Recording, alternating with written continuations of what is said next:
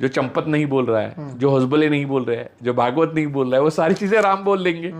तो राम को छुपाने के पीछे पड़ जाएंगे, राम के पीछे पड़ जाएंगे आरएसएस वाले। ऐसी विश्व हिंदू परिषद, बजरंग दल, आरएसएस, मैंने कई बार आपको बोला, ये आतंकी संगठन है, लोक विरोधी है, जन विरोधी है और देश विरोधी है। और इनकी आस्था अगर किसी में है तो सत्ता और लालच, पैसा और अय्याशी में है। और उसी के लिए उन्होंने राम को माध्यम बनाया था। ये कम से कम अब तो आपको पता चलना चाहिए। और आज भी गोदी मीडिया में लोग क्या उसको तीर्थ क्षेत्र, उसको मंदिर और क्या क्या न जाने प्रूव करने में लगे हुए हैं। ये गलत है। તમે આરએસએસ, વિશ્વ હિન્દુ પરિષદ અને બજરંગ દળના જે સંગઠનો છે એના વિશે સાંભળ્યું જ હશે અને કદાચ જોયું પણ હશે અને વાતો ઘણી બધી સાંભળ્યું જ હશે, પણ અહીંયા જે રાજુ સર વાત કરી રહ્યા છે કે વિશ્વ હિન્દુ પરિષદ, બજરંગ દળ અને આરએસએસ એક આતંકવાદી સંગઠન છે. તમારું શું કહેવું છે એ તમે કોમેન્ટમાં કહી શકો છો. બાકી તમને એવું લાગે કે ભાઈ ખરેખર એમને કહ્યું છે કે નથી કહ્યું, તો એ તમે વિડીયો જોઈ શકો છો જે સોહિત મિશ્રા ઓફિશિયલ ચેનલ છે તેમની ચેનલ ઉપર જે વિડીયો છે એમના, તેમાં જોઈ શકો છો. આની મારો કોઈ પ્રશ્ન નથી, મારા કોઈ પ્રશ્ન છે થઈ શકે છે, પણ જે મારા વિચાર છે એ હું તમને નથી કહેતો, પણ જે રાજુ સરના જે વિચાર છે એ કહી રહ્યો છું. તમને શું લાગે છે? પણ હા, એક વાત હું સ્પષ્ટતાથી કહી શકું છું કે મને પણ પ્રશ્ન થાય છે ઘણીવાર કે જ્યારે આપણે આરએસએસ છે કે વિશ્વ હિન્દુ પરિષદ છે કે પછી બજરંગ દળ છે, કોઈ જ્યાં મુદ્દા હોય છે, જ્યાં બળાત્કાર થતા હોય છે, અથવા તો કોઈ પણ જગ્યાએ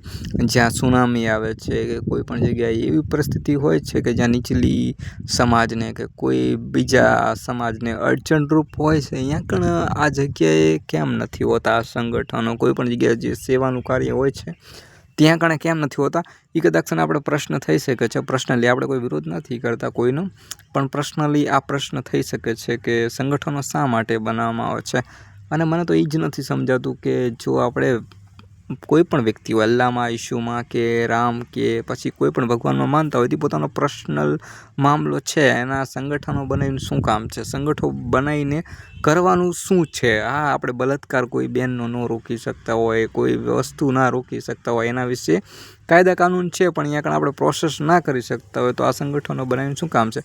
હા, સંગઠનો અમુક જગ્યાએ જરૂરી છે કે ભાઈ આપણે આ કાર્યક્રમ કરવાનો છે, તો એટલામાં નજીકમાં સંગઠન હોય તો એ સારી વાત છે. પણ મને નથી લાગતું, કારણ કે એક તો આપણે જોઈએ ને કે ગામડાની અંદર અલગ અલગ સમાજમાં અલગ અલગ જ્ઞાતિના તમે પર્સનલી જ વિચારી શકો છો. મારી બહેનો, મારા ભાઈઓ, દરેક વાત છે.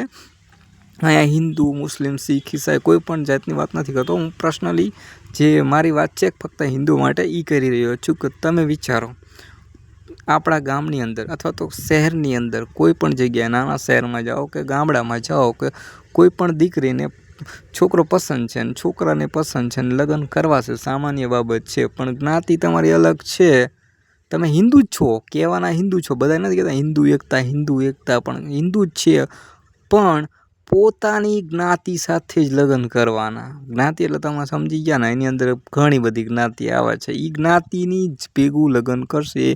બીજી જે જ્ઞાતિ અલગ થઈ જશે ને, નાની મોટી સેજ, તો પણ લગ્ન નહીં થાય, તો પણ કાપાકાપી થશે, અથવા તો કોઈ બીજો ઇસ્યુ આવશે, અથવા તો પોલીસને વચમાં લાવવી પડશે, અને ઘણું બધું પ્રશ્ન આવી જશે. ફક્ત કહેવાના હિન્દુ છે, બાકી સંગઠનો બનાવો ગમે એ બનાવો, પણ આવી જગ્યાએ એ પ્રયત્ન નથી કરતા કે ભાઈ એ હિન્દુ જ છે. તો આ વસ્તુ એક મને કંઈક ને કંઈક રાજુ સર જે કહે છે એ કંઈક સત્ય લાગે છે કે સંગઠન શું કામના? આપણે હિન્દુ છે જ નહીં તો શું કામનું? હિન્દુ છે નહીં એટલે મેં પ્રશ્ન એ કરું છું કે આમ બધા હિન્દુ છે, પણ જે લગ્ન કરવાની બાબત આવે કે બીજું બધી વસ્તુ આવે ત્યારે હિન્દુ મટી જાય છે.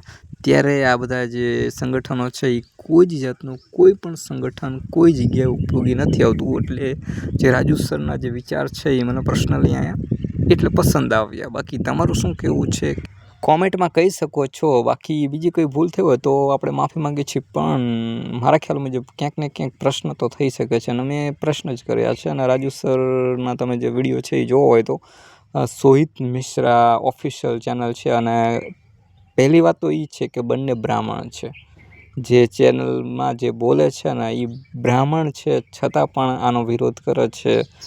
તો એ એક મને નવાઈ લાગી અને પછી મેં એમના વિડીયો જોવાનું શરૂઆત કરી એટલે મને એમ થયું કે થોડા ઘણા પ્રશ્નો હું પણ કરી શકું છું.